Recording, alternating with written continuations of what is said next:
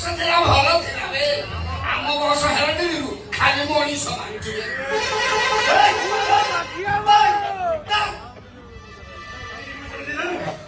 କଣ ହେଇଛି ଆଜି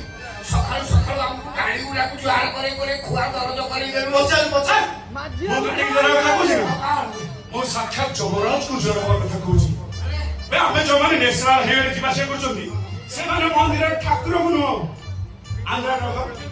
ଡମ୍ପର ଟେମ୍ପୁ ବସ ମଧ୍ୟ ଜ୍ୱର ହବା କଥା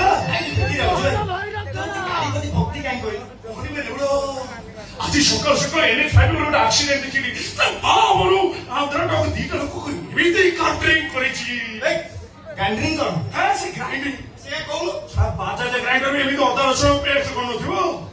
ତାପରେ ମୋର ଗାଡି ଘୋଡାଙ୍କ ପ୍ରତି ଭୟ ସାଙ୍ଗରେ ଭକ୍ତି ଭାବ